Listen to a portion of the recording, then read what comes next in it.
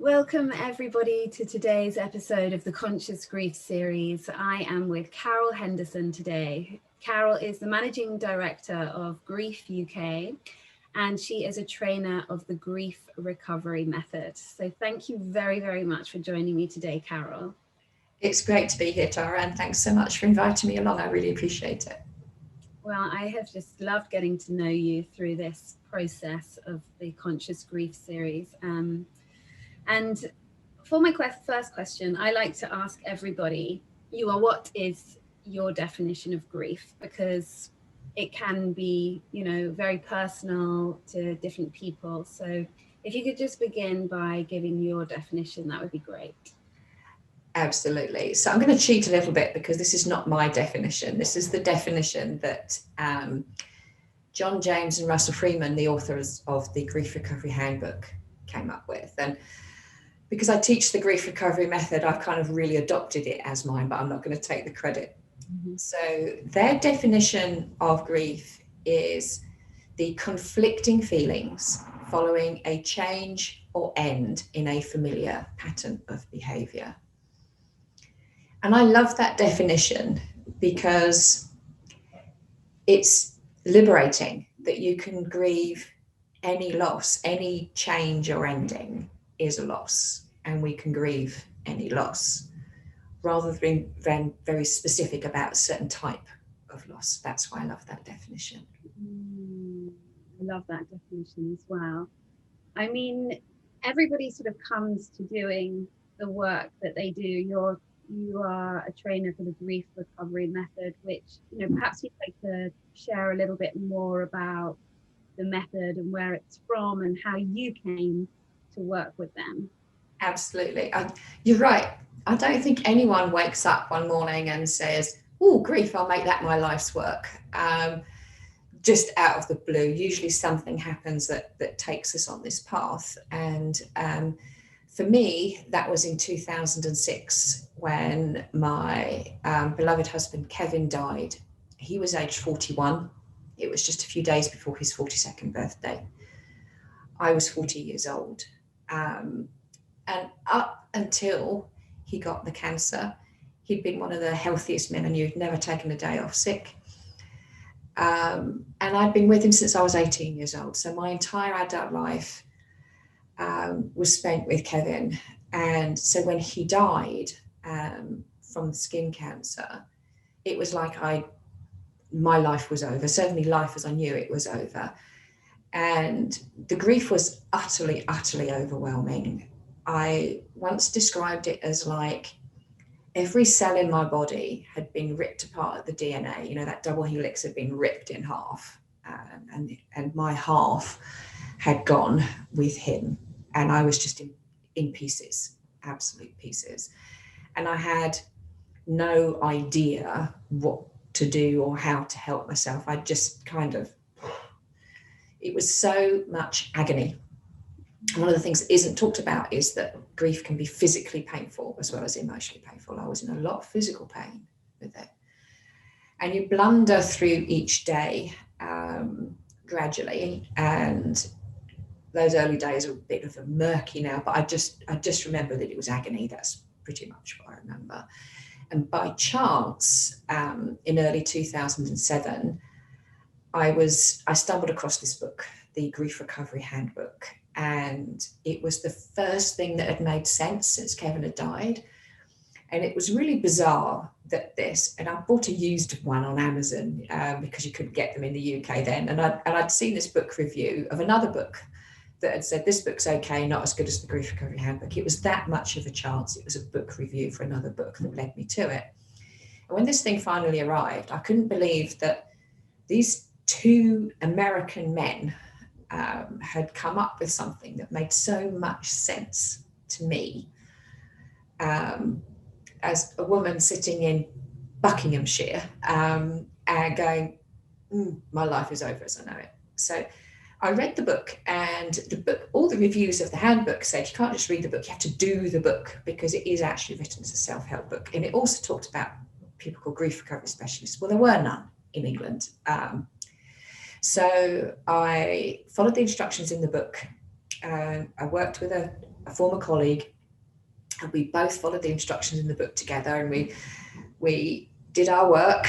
We met every Monday every Monday night, had a Chinese takeaway, and did our grief work. And so it gave me some focus, but actually where it really helped was it was a set of tools to help myself, rather than talking about how crap I felt, which I was doing regularly with all my mates. But then you get bored with yourself after a while. You get bored with your own pain. I thought my mates must be getting really bored with it if I'm bored with it.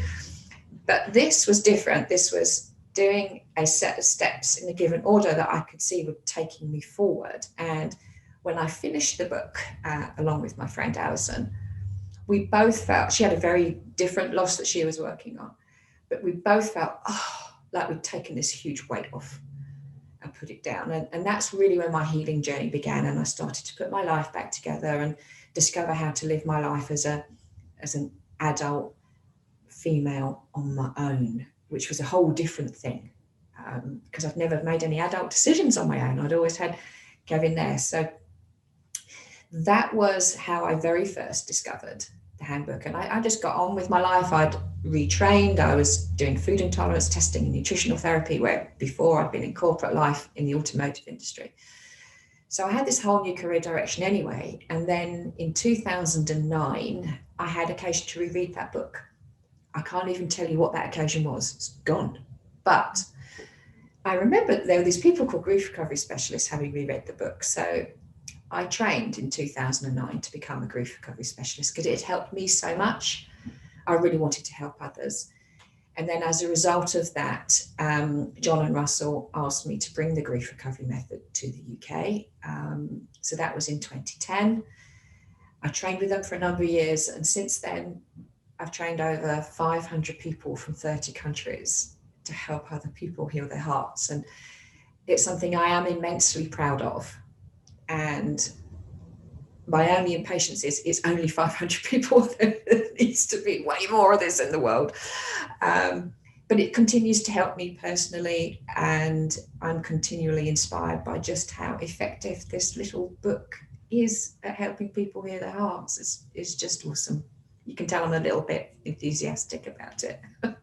Well, your enthusiasm is so infectious. I really I'm looking forward to doing the training myself at some point, because I feel that, what it offers is this hope. And I just thought, maybe, is there anything you can share a little bit from the course that people do, like why it how it instills sort of a bit of more of a sort of overcoming, or... Yeah, so I think what often keeps us stuck is when we're left with hopes and dreams and expectations that are never going to get fulfilled. And all those things that we wish we'd said, I wish I'd told him I loved him one more time, or things we wish we hadn't said. Oh, if only I could, I really wish I hadn't done that. I really wish I hadn't done that. So it's all this what if and if only, and that tends to go round and round and round. So unresolved grief is almost always about these undelivered communications. Why? Why him? Why did this happen to me? Why? All that is going. So what the grief recovery method does is it teaches us in simple terms to deliver those emotional communications in a safe way, even if we can't deliver them face to face because that person has died, or maybe we're estranged from them, or they're on the other side of the earth and won't talk to us. Whatever the thing is, we're left stuck with these things. So the grief recovery method gives you a way to deliver them. And once you've done that, then everything is more peaceful. You can jump off that hamster wheel of pain that's going round and round and round and keeping you awake, and begin your healing. And it's moving your past from right here, which is where your grief is in the past, and it's right there. And what we do is we take it from there and put it behind us. So we can't change it. We can't do anything about it other than put it where it belongs, which is behind us. So it's always there. but it's in the past and we can't change it. And when we get to that point of peacefulness with it's in the past and I can't change it, that's what allows us to move forward with the rest of our life. So then the rest of our life, it's still there. We haven't lost it. We can't magic it away. We can't undo it. But we've taken it off around here, put it there, and then you can move forwards and embrace life. You know, it might not be the life that you would have chosen or wanted or expected or hoped for, but it's the life you've got. So we have to live the life we've got. And often when we're stuck in grief, we can't live the life we've got because you can't see anything, because it's all what we're seeing through is our pain. It's all kind of misty and cloudy. So we need to move that out of our front vision. And it sounds really impossible to do when you're in it. It's like, and people kind of go, well, but if I don't want to let him go, I don't pick behind it. This is not about, forgetting or denying or any of that. This is about genuinely accepting and getting peaceful with it's in the past and I can't change it. And the weird thing is now, and sometimes I have these weird thoughts, it's like, because so much good has come out of that really terrible thing that happened to me, and that can feel odd sometimes. So I've also got peaceful with the fact that in many ways my life is better than it was before Kevin died. And that's partly because I've got a much bigger sense of appreciation of the here and now, making the most I've got, because you never know when it's going to be taken away. Partly because these tools that John and Russell's little book taught me, which is about letting go of what's done and moving forward with a fresh heart, living each day as it comes. And it's okay to have hopes, dreams and expectations, but it's not okay to hang on to the pain from the past, because all it's doing is you're carrying this bag of pain around. Just put it down. But it's very easy to say, just put it down. And what I discovered before I discovered the grief recovery method, people kept saying to me, let go and move on. I'm going, tell me how. You tell me how to let go. I'll let go. Not working. Not. Tell me how. Tell me how to make that, because it's not happening. And what the method did was teach me how. Set steps. I'm not saying it's easy, but it's not comfortable. It's not easy, but the steps are simple. They're not complicated. So this is the thing about grief. You can't go around it, and you can't go under it or over it. You have to go through it, and that's the thing. So if we're going to go through it, we would be better equipped if we had a guide. So we go through it like that rather than like this. So we can get to the other side with less time spent in it. And that's what the method does. It straightens the path out the other side. Otherwise, what can happen is you're going round and round and round in circles in that fog of grief and never actually find the way out the other side. And some people are living that, and they live that for years. But what that little book did for me is it taught me that the path was over there, so I could move out of it. And it does that by looking at everything we've been taught about grief and what's helpful and what's not helpful.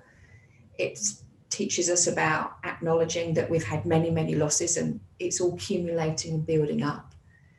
And acknowledging that all relationships have good and bad elements to them. So Kev was a great guy, but he could also be pain. And to live with, as we all can be a pain to live with, let's face it. So I had got kind of my honest relationship with him back, thought that he was a really nice guy who I loved dearly. He had his faults. Mm-hmm. So now when I talk about him, the way I describe recovery, because some people get a bit hung up on the recovery word. Oh, you can't recover. Well, recover simply means feeling better. That's all it means. So I was in so much agony, I thought I can't possibly feel any worse. So I'll try this out. So as a result of that, I can now talk about Kevin. I can tell you stories about things that we did together with a smile on my face. And sometimes I'll talk about him and it will be with a tear, because it's sad that someone who was 41 years old and great and had so much to offer isn't here. And that is sad, and that's still sad.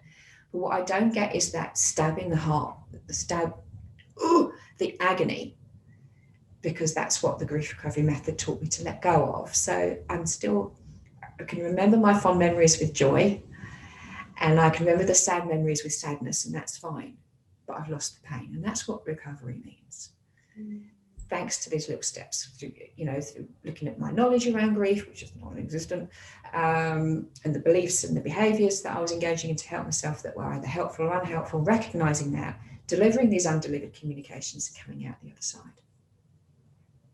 And it's inspired me to teach it to others, because who doesn't need this, right?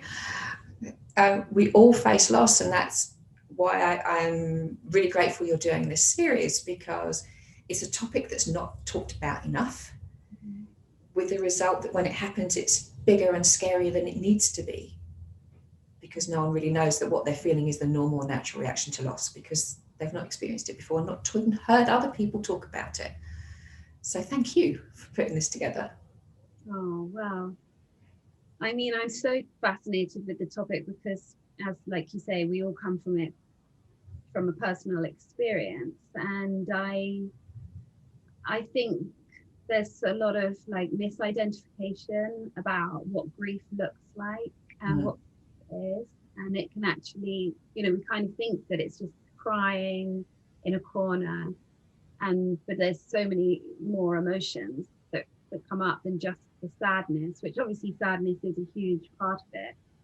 And I was thinking a lot about, what happens if we don't grieve consciously? And I just wondered what your thoughts were about sort of unprocessed grief and depression. Very closely connected. And I think the thing is, when we stuff our feelings down, and we often do this, and we learn from a very young age to stuff our feelings down. I mean, most people can remember being told, big girl, big boys, don't cry. Man up, woman up, put your big girl panties on. All those sorts of expressions are around stuff your feelings down. You've got to be strong for your mum. You've got to be strong for the kids. We hear all these messages about pushing feelings down. And only really recently we started to hear, it's okay not to be okay. And yeah, how do I do that exactly? But fine, at one level, we started to get a tiny bit better at it, but still these messages are everywhere. You've got to be strong. You've got to stiff up a lip, all this stuff. So we're pushing our feelings down. Some of us push our feelings down with food. Some of us push our feelings down with alcohol or tobacco or other substances, none of which is great for our health. Yeah. So you've got all that physical stuff going on as well, other behaviours to kind of take. We've got all this energy building up from these swallowed feelings, and then we engage in self-destructive behaviours. And it comes out somewhere. So these self-destructive behaviours, to release this energy in grief recovery, we call these short-term energy relieving behaviours. So that can all be really unhealthy. But you can do that for a long time before there's any consequences. But it works in the short term. Hence, we feel a bit better when we've had the biscuit or eaten the bar of chocolate the size of Belgium or whatever our tell I'm an eater. So we're engaging all these behaviours and kind of being strong and playing our way through it. It will come out somewhere. And if we get really good at swallowing it down, then it can mount up. And it either comes out physiologically, ulcers, heart disease, all these things, and it tends to go to our weakest points. Or it can come out emotionally in the form of depression. And so while grief and depression are two different things, I do know that unresolved grief is a big component of many depressions. And what I have seen, I don't treat depression, I do work with unresolved grief. And what I've seen is when people resolve their unresolved grief, they complete their grief, the depression lifts. Because we're getting to the root cause of that depression in the first place. And another symptom of grief, which is barely acknowledged as a symptom of grief, is anxiety. Yeah. And we're seeing anxiety epidemics at the moment. And people don't know that anxiety can be a grief symptom. You can have anxiety that's not a grief symptom, but anxiety is a really common grief and loss symptom. So people who are anxious anyway experience a big loss, the anxiety goes, and people who are not anxious, and that happened to me. When I was widowed, I was suddenly suffering from dreadful anxiety. I've never suffered from anxiety in my life. And I'm like, what the heck's going on? And I couldn't work out that this was because of the grief. I was trying to find another cause. Why am I suddenly anxious about everything? I didn't depend on my husband for my confidence or my sense of self-worth. So all of that my confidence had gone, my self-worth had gone, and I was suddenly anxious. And no one was telling me that's because that's a really common grief symptom, Carole. If someone had just said that to me, it would have taken those 7 days. I would have gone, oh. What other sort of things were happening within you for the anxiety to manifest? You obviously said about the self-confidence and the self-worth, but could you talk a little bit more about the symptoms? Yeah, I got really anxious about going out. I often felt my heart racing. To the point where I went to the doctor because I thought there was something wrong with my heart. And he said, there's nothing wrong with your heart. It's beating perfectly. And I said, it's racing right now. He said, no, it isn't. And even he didn't say, it's your grief. He said, it's anxiety. And I'm like, I'm not anxious. The whole thing just felt really alien. And it after a while, it kind of dawned on me that this was kind of part of all these multitude. As you said, there's more than one feeling. It's not just sadness. Sadness is a big component of it. But I was anxious for the future. What's going to happen to me now? Am I going to spend the rest of my life on my own? What's going to happen next? Because I was in the early days, I didn't have a job at the point where Kevin died. So I was manless and jobless. So what am I going to do in my life? How do I even function? I can't even function. How am I going to write a CV? How am I going to start a business? How am I going to, all of this stuff going round and round. So there was those big feelings. There was some relief because his suffering was over. There was some, well, I can do anything I want. I could go and help earthquake victims I can't remember which country it was, had just an earthquake. I thought I could go and help because there's nothing tying me here. So there's suddenly then this, I'm completely free to do whatever I want because I don't have a job and I don't have anyone telling me what I can do. I'm completely free. And that was flipping scary. As well as I could do anything I want. It was like, oh, crap. And I felt like I was floating off the earth, and the only thing that was tethering me to the earth was my house. And I thought, if I sell the house, I've got no ties. I can go anywhere. I can live anywhere. I can be anything. And then, which was really positive. And then a second later, oh my God, I don't know where I want to be or what I want to do, or it's all really scary. And the house was quite big. It was way too big for two of us. We bought it because we loved the location. It had a river at the bottom of the garden, and it was fabulous. It was going to be our forever home. And 3 years later, I'm rattling around it on my own going, why on earth did we buy this stupid big house? To the point I kind of moved into one room because to try and contain the amount of space and to make it more manageable. So weird. I got really angry with him for dying of the most treatable form of cancer because he was scared of going to the doctor. So I was livid. I got livid with much of the medical professionals who I felt had let him down. I felt let down by the GP. I felt let down by some of the nurses. The district nurses were fabulous. So I was really grateful to them. So there's all this stuff going on. All normal grief. Only no one told me that at the time. I know, like you say, it's getting that affirmation or permission that you are everything that you're experiencing is normal and you're not crazy. And I think, like you've just talked about, anxiety, it's such a big part of this. I also was curious about how you said at the beginning, grief is felt like physically in the body.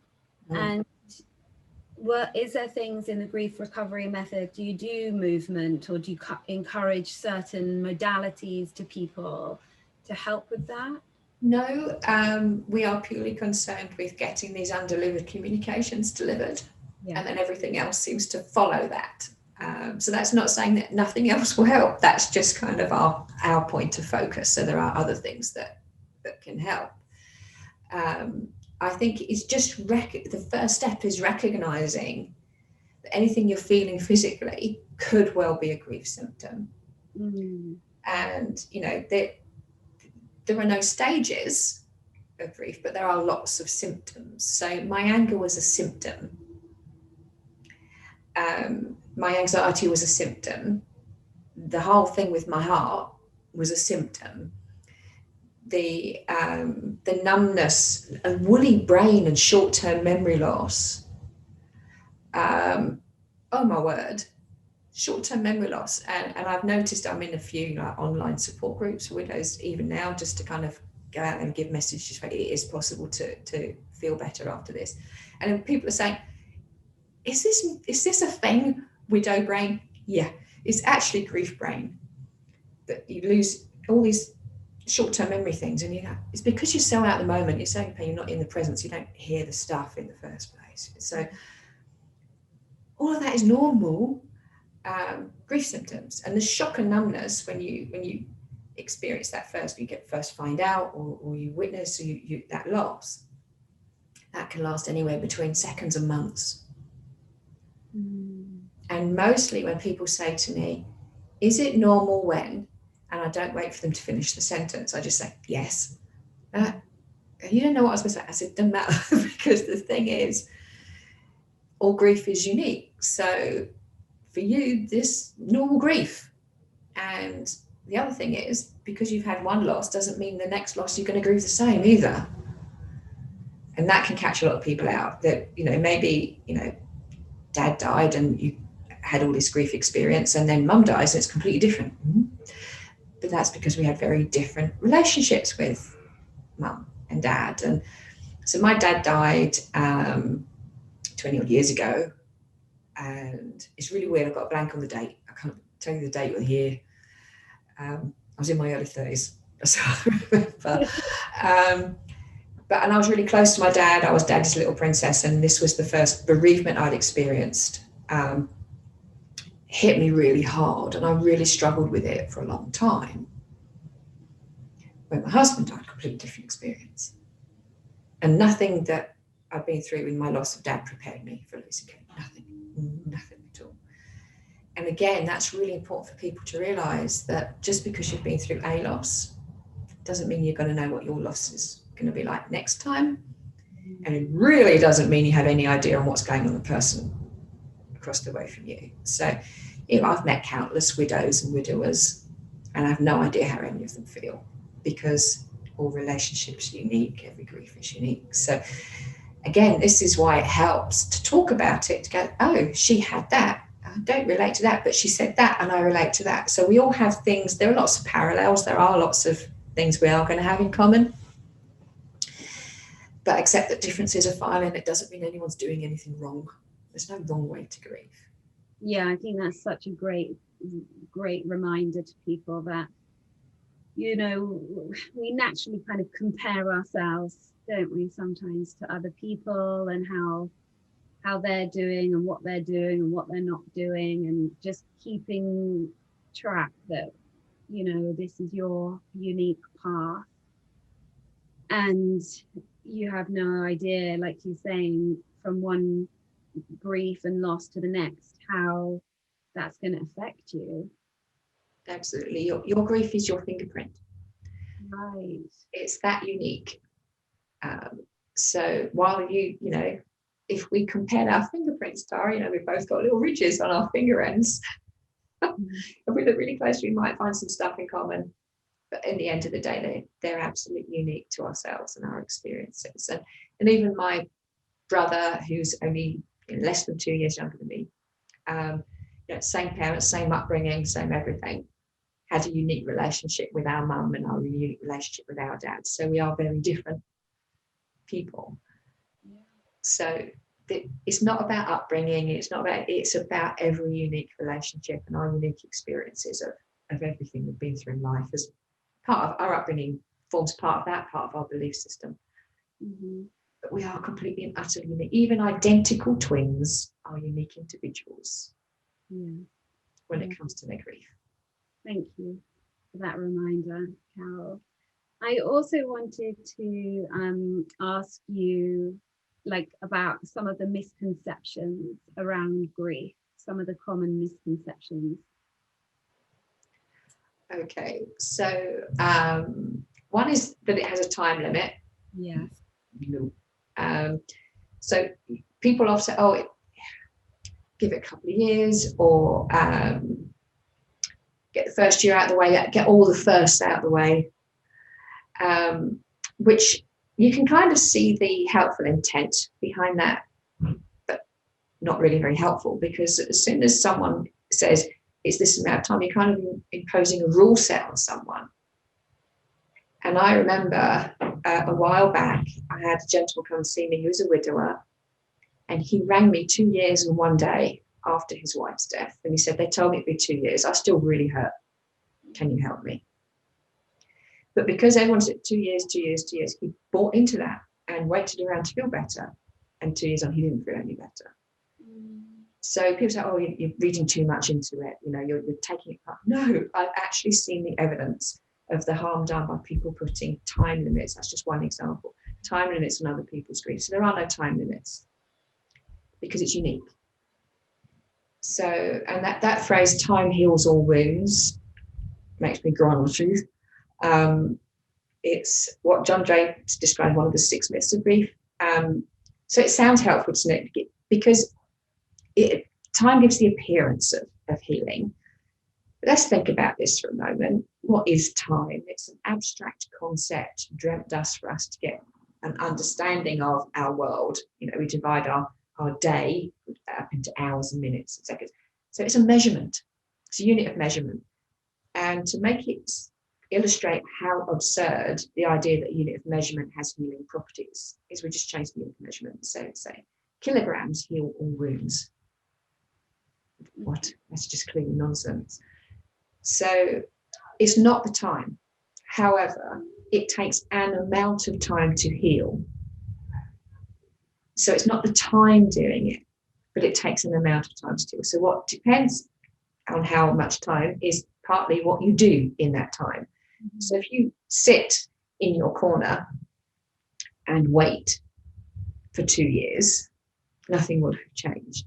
Yeah. But if in those 2 years you've gone out and maybe read the books, done the grief code method, or done some meditation, or done something, whatever is helping you towards your healing path, that all takes time. And it's actions that bring about the change, not sitting passively and waiting for things to happen to us. So when we take actions, another good analogy is if you have a flat tire. So time heals all wounds, right? All wounds. So if you just sat on the side of the road and waited for time to heal that tire, you're going to be there a long time. Actually, you could take a number of actions. You could do my preferred route, which is ring the RAC. And you're going to be there for a few hours before they turn up and change the wheel for you. Or you could get out your locking wheel nuts and your jack and everything else and do it yourself, a less preferred route. Either of those are going to take some time to accomplish, but both can get you back going again. It's just sitting there won't. So the reason that this idea that time heals is so damaging is it does encourage people to think, just wait to feel better. That's one of the biggest misconceptions there. Thank you. It's so true. You know, it feels like a very consoling thing to say to somebody. But yeah, it's not always A, what you want to hear, and B, that helpful. Actually, if you're right at the very beginning, and I remember in that agony, in those very first few days when I was in absolute physical and emotional agony, I could barely breathe. I was in so much pain. And my mum, who loved me dearly, rubbing the back of my hand and saying, the first 2 years are the worst. Okay. And I remember thinking, I couldn't imagine getting through the next 2 hours. 2 years seemed impossible. So she was lovingly scaring the crap out of me at that point. So you're right, while it can seem helpful and consoling and a bit of a throwaway line, it can be really scary. So it's better to say something along the lines of, we'll do everything we can to help you feel safe, rather than everything's going to be okay, because you can't know that. So this idea of, just avoiding putting time limits on people is really good. Oh, and the comparing thing as well, which is not helpful either. Yeah, there's so much around the language of grief, which we are still fairly kind of illiterate at. So there's lots that we can still learn, and that would be, a good place to sort of, I think is there on your website that you can have like helpful things to say and not helpful things to say? There's lots of articles on our website, on the grief website. There's lots of helpful articles and what to say to children, what to say to, we've got an ebook on how to support your bereaved friend, and so we've got all our ebooks have got lots of information on what not to say and some helpful things to say as well. We don't just say don't do that, because okay, what do I do then, Carole? So yeah, we've got lots of hints and tips on how to do that. And it's one of those things where I'm constantly learning, and I've been doing this for a long time. And also recognizing it doesn't matter how much helpful language you've got, you're going to get it wrong sometimes. Because grieving people are so sensitive, and think of a grieving person almost like a wounded animal. So if you had a wounded animal, they're kind of scared of backing off, but you want to help because they're wounded, you'd be patient and calm and coaxing. You couldn't rush it. Right, we need to get you to the room. No, you focus on paying attention to the body language, using a calm tone of voice, and approaching. You have to approach. Don't run away and leave them on their own and think they'll be fine in time. Just approach with caution and a loving heart. And we use the analogy of being a heart with ears. So big, open ears, less of this. And because grieving people need to be heard, don't need to be fixed. Yes. They need to be heard and not fixed. I love that. And talking about language of grief, my last question is really, what would be your interpretation of conscious grief? My interpretation would be, it's giving ourselves permission to grieve and allowing those feelings to come forward rather than constantly pushing them back. And we don't have to do it 24/7, but it's a good idea to do it as frequently as we can, because the more consciously we grieve, the easier it is to find our way through that fog and out the other side. Beautiful. Carole, thank you so much. I want to encourage everybody. We'll have a link underneath this to your website. As Carole mentioned, there's a lot of resources on there, more information about the grief recovery method. And you're also going to be doing a free giveaway of a book. Is that right? Of the grief recovery. So we'll have a link to that. Yeah. And is there anything else you would like to share before we close? No, I just want to say, thank you for bringing the topic into conversation. I'm passionate about getting the topic talked about, so thank you for that. And also to thank everyone who's taking the time to pay attention and listen, whether it's for themselves or for others. Congratulations, you've already taken the first step, which is admitting that there's some knowledge I don't have. Mm-hmm. So well done, and thank you for listening. Yes. That was wonderful closing words. I couldn't agree more. It's like, it's an easy topic to shy away from, and not always the most fun and uplifting, but I think that it's such a powerful topic. And what I've found more than ever through these conversations is that if we all have pain and sadness, whatever has happened in our lives, we do. And by being able to be vulnerable and talk about it, then we're able to connect in a different way with people. Definitely. So thank you, Carole. Time passes too quickly, but I hope this won't be the last time that we do something like this together, because it's been such a joy. And to everybody at home, thank you for listening, and goodbye. Thanks, bye.